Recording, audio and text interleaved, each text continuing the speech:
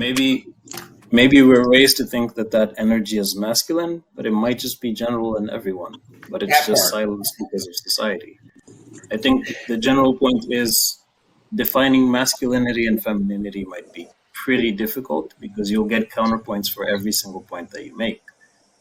If a man is supposed to be a provider, sure.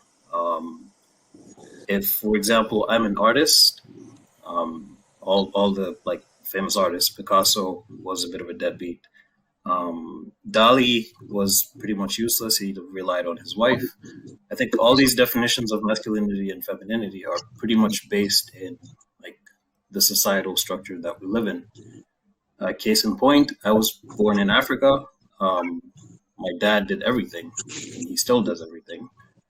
But it doesn't necessarily mean that that is a definition of masculinity that should be generalized to everyone. And a deeper point might be maybe we should focus on individuality as opposed to masculine femininity to allow people to explore whoever they want to be. Like I always say, I take parts from my mom and my dad. My dad was actually the nurturing one, and my mom was the one that taught me to be strong and to fight. So for me, it's a bit different because I can throw punches with my mom, but my dad is a teddy bear. But don't get it twisted, though. My dad will fuck you up. I'm sorry, I don't know if I can curse, but he can mess you up if you go wrong. But so this is what I mean, which is maybe we should focus on the development of the individual as opposed to masculine and feminine roles. Awesome. Good point. We got Steven on the line. Steven, I appreciate you coming in. Jordan, go ahead and break it down. How's everybody doing this? Oh, we doing good. Jordan, what's your question for Steven? The question that we were talking about was how you would define masculinity and femininity, whether they were fluid or fixed concepts. And we've kind of strayed far from there, but ultimately that's the question. Well, first and foremost, the point that was just made before, I really feel that the role itself has more to do, in my eyes, with the individual being comfortable in their own energy. Yeah. Because we have both men and women who are providers and at the same time protectors. Right. You know, I would get in trouble in school and my mother would show up and, you know, she would face right off with a grown man.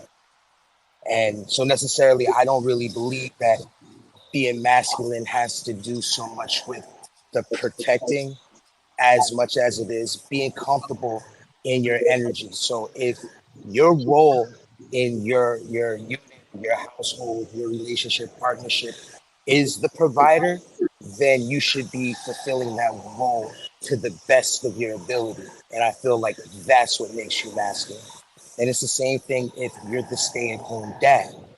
You know, if you're fulfilling that role, that purpose to the best of your ability, you know, your home is clean, the meals are made, the kids is up and ready for school, or if it's just you and your partner, you know, when they get home, their meal is done. That's masculinity. You know, and it's the same with femininity. You know, it's being secure in being able to be a woman or to be a man and comfortable in whatever role it is that you have in your life and doing that to the best of your ability. I feel like a lot of you are saying the same things, like where masculine and feminine are kind of fluid roles based on, not even roles, they're fluid energies based on the individual, but that the roles that you play are dependent on your relationship. I feel like that's the theme that we keep hearing for all of these. But I have a question.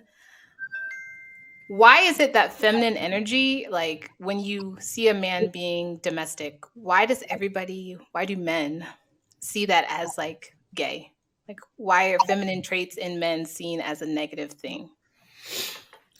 I'm going to say society has programmed us to think and feel that way for a long time, where it's like, and it's pretty much also a man thing where while we're saying it jokingly, we also most of the time mean it seriously, where it's like, every man stop being the B word or stop being a P. Yeah, I mean, and it's just like, it comes from a toxic place of masculinity behavior.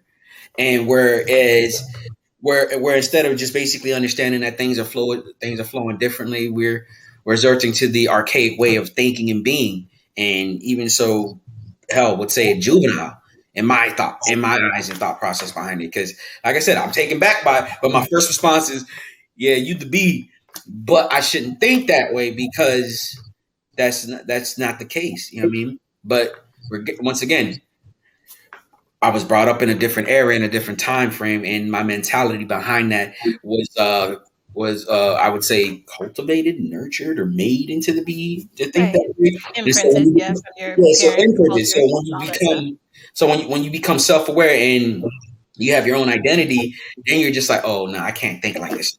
That doesn't make any sense. It's not conducive. Thank you. Dee, what about you? What are your thoughts on it? Well, I'm not taken aback by it, but it's like is that person to be comfortable in who they are. It doesn't bother me that some men are feminine. It doesn't bother me at all. I think that takes a lot of their drive and their I could say them being brave in themselves to be able to step out and portray that role of who they are and the way they feel about themselves. So therefore, it takes a lot of energy for somebody to step out if they're, gay or in that mindset. More feminine, yeah. Whatever, that's their thing. It doesn't bother me. They're being true to themselves. If they're being true to themselves, so be it. I hear that. What about you, Jay? So what was the question again? Sorry. Why is it seen as a negative when men are in domestic roles or when men have more feminine energy? And I think you said that seen as weak, right? Yeah. They talk about how it's gay, or Mike said some other select words. Yeah. So I can't answer that as far as, why, because I don't think I'm even qualified to speak on how the whole would think about. No, just from your perspective. Your worldview. So we already know that because I know that in today's times, we're trying to redefine things that already been established. I don't know why there's this huge push to redefine things that's been there in place for generations, right? Not to say that it's a good or a bad thing or whatnot. I'm just saying that it's been in place. So we know that masculine is always the symbol for strength. Feminine is the symbol for softness, gentleness. So when someone says someone who's a male who's acting feminine is like, from what we see in public, normally we see men carry themselves in that masculine, strong way, in that strong way. So when they're acting a little more feminine, that's why you're seeing that they're much softer and gentle, because that's what we associate femininity with, is that soft and gentleness, if that make any sense. Yeah, it definitely does. So it goes back to like social norms and expectations. Like this is what we've seen, like you said, for the last however many years. So everything outside of that is abnormal, for lack of a better way of putting it. I want to add one more thing, is that I think we're now also factoring the hormonal thing, how hormones play a role in how men think and act and carry themselves in public, or how hormones impact how women act and carry themselves in public. So, well, I don't want to say, yeah, pretty much. I think, if we were to analyze a male who had 900 points of testosterone versus a male who had 200 points in testosterone, we're going to see a very different mentality, very different characteristics between the two. And I know people I don't know why, but we don't look at how the hormonal changes in a person can impact them mentally and physically. That doesn't matter. Huh? Like, I agree with you, the genetics aspect of the hormones, but in the real world of men and the roles of women and everything else like that, nobody cares about the science behind it. They're just all like, oh, you're not being in the role that we've seen or that's been painted for us. You're absolutely right. Science does play a big role where 9,000% and 200%. No one cares about that detail at the end of the day. What they care about is the results in front of them. Yeah, just like we know that based off how you treat your body can change you mentally.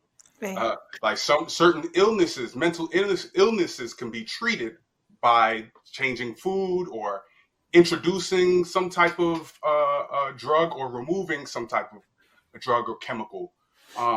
So there's an interaction between hormones and how people carry themselves physically.